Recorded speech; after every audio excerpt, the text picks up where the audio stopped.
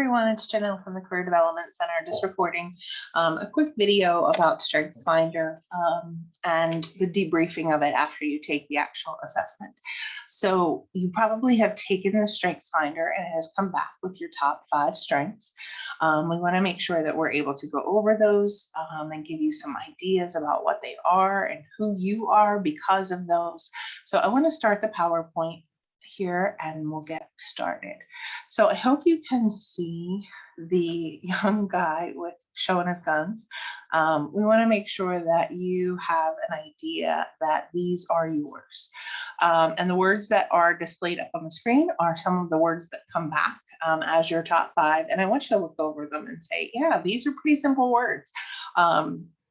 You know what they mean. You might have to look up a few of them, but you have an idea of what they mean and how you can use them.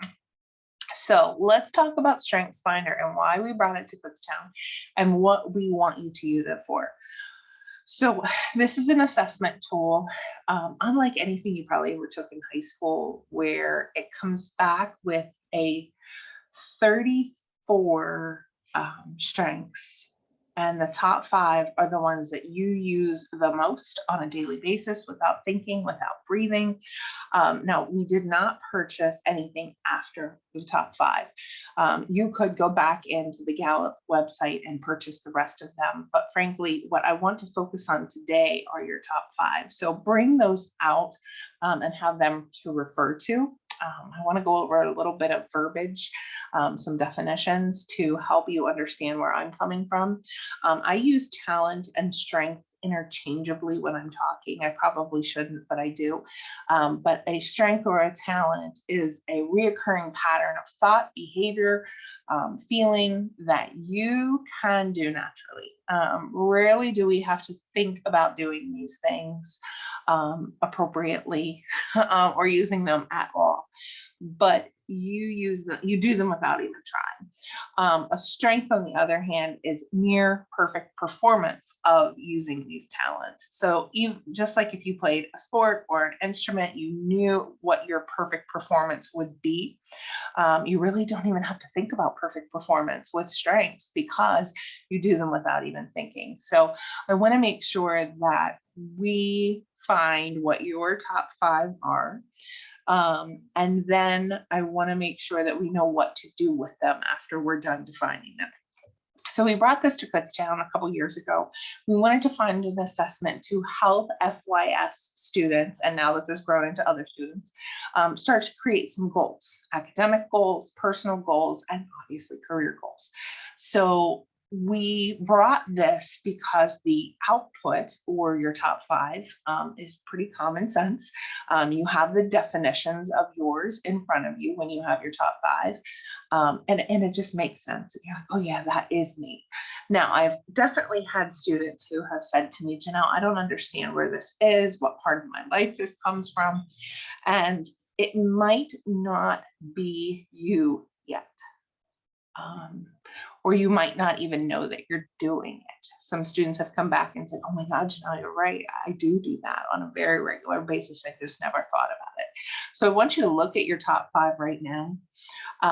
Pause me if you need to and read through what those top 5 are. Go ahead, pause me if you need to. Okay, great. So now that you've looked at your top 5 and hopefully you have thought in your brain where those are and who those are because of you, I want to talk about other opportunities to apply these strengths. We as a society talk about our weaknesses all the time. Oh no, I can't do that. I'm not good at that. You hear that all the time. No, can't do that. Don't know how to. Well, you have to learn. And I want you to learn using your strengths. So we don't talk about weaknesses when we're discussing strengths because on the big scale of 34, you use your top 5 the most, but frankly, that 34th, you still use maybe this much, and you might have to really think about it to use it, but it's not a weakness. We can all function within those 34 talents, those 34 strengths, but we use these top 5 the most.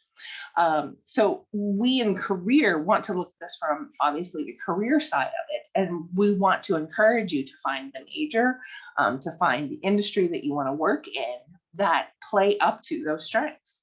And it's been known that people who work within their strength zone look forward to going to work. Definitely have more positive interactions with their coworkers or employees, whatever it might be, get to be creative on a more regular basis, and frankly, they achieve more. People who focus on using their strengths within their life or their work environment tend to state that they're 3 times as more likely to report having an excellent quality of life and 6 times as likely to be actually engaged in their jobs. So if you think about the person who does not like their job whatsoever in your life, we all know them. I want you to make sure that you know that what they're doing is probably not connected to their strengths. And maybe you want to tell them about that. So everyone gets their top 5 back. And I need you to know that we're very unique individuals. StrengthsFinder has been given to billions of people across the globe. So these statistics that you're seeing are from global stats, not just stats here in the United States. So there is a 1 in 275,000 chance of meeting someone with the same top 5 as you. Even more amazing is there's a 1 in 33 million chance of meeting someone with the same top 5 as you as in the exact same spot. So if we were in a classroom setting, we would start to talk about what everybody's number 1 was and compare it to somebody else who that might be their 1 or their 3rd or their 5th. It's very fun to find how someone uses their 1st in their life compared to another person who may have that same 1st or 1 in their top 5 and how they do it differently. So we are all very unique. And just as Grumpy Cat says, we're very unique and beautiful. And I think the world would be a much better place if we all could understand that we view our lives through our strengths. I kind of make the little silly joke that we all have these StrengthsFinder lenses that we view things through, and maybe why we react to certain situations in certain ways. And I think the world would just be a better place if we could, understand that, oh, Janelle looks at it this way while I'm looking at it this way, and she's going to react this way. I'm going to react this way, and that's okay. So in your mind, again, if we were in a classroom, we would do this as a class. I really want you to think about what was the best job or classroom project that you ever did or had. And what strength were you using? It may have been the most fulfilling experience that you've ever had. And you can also think about what was your worst job that you ever had. And it probably did not have one of your strengths employed in it. So think about that for a little bit. It's kind of nice. You can pause me now if you want to. Okay, welcome back. This is a really good chart to understand that all of these strengths fall into different domains. And there's many organizations and companies out there who really drank the strengths Kool-Aid and use this in their daily work environment. People have it on their business cards, people put it on their doors outside of their office. They might have a little plaque here on top of their desk that talks about their top 5. And a really, really good team leader would make sure that their team has people in all of these different domains. If everyone is in relationship building, it's not going to be helpful. You're not going to be able to have that strategic thinking or that influencing characteristics. So if you are in a company who does this and they are interviewing, they probably know where they're missing a person and they're looking for someone to fulfill that role. So you can really get into the companies and organizations who really have bought into this. So I just want to make sure that you're aware of that. Team building comes into this play as well, just to make sure that if you're ever, in a sport or organization, this can really be powerful for you as a team. Again, if we were in person, we would have some opportunities for us to do some hands-on exercises. The one that I think we can do together is for you to grab a writing utensil, pen or pencil, it doesn't matter, and a piece of paper. And then I want you to obviously write your name with your dominant hand, how you write or sign your name every day. So go ahead and do that. If I had some type of beautiful chart, I would show you how I write mine. Then the next time I want you to write your name is using your non-dominant hand. Now, for me, that's my left hand. So go ahead and write your name out, right? Again, if I had beautiful technology, I would show you how crappy it would look. So with that being said, that is a prime example of I can do it with my left hand, but it's not beautiful. Maybe it's not even comprehensible. I don't know, depending how poor your handwriting is with your non-dominant hand.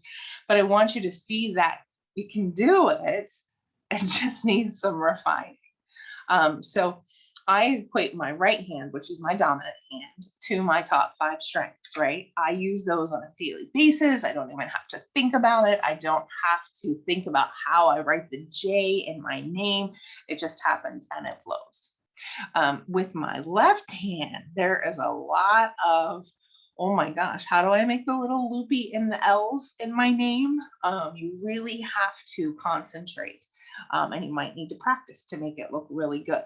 So I want to make sure that you see how your strengths are still strengths at the end. They just have to be refined or practiced. So back to the PowerPoint, I want to show you that again, there are those 4 domains. This is at the point in the presentation where we would talk about, let's talk about some academic and personal and career goals. What do you know that you want to do with your life? It's nice to write down goals because you need to be able to see them in ink and it might become a little bit more real. So somewhere, write down some goals for yourself, a personal goal, an academic goal, and a career goal. Go ahead and pause me.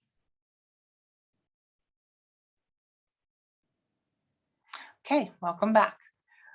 The next thing you need to do is to, beside that goal, write down what strength, now that you know what your top 5 are, what strength you're going to use to help you achieve that goal. So in the title here, we said, name it, obviously the goal that you've done, claim it, making sure that you know which one you're going to use or which strength you're going to use, and then go for it, right? Aim it, get moving. So the only way you can work on those goals is if you actually do something about it. So if you really enjoyed this and you get into this whole idea of strengths, please, let's talk about this a little more. I have a lot of other activities that we can do.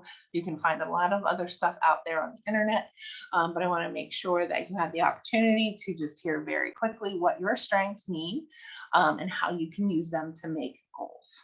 Hope everybody has a great day, and we'll talk to you all soon.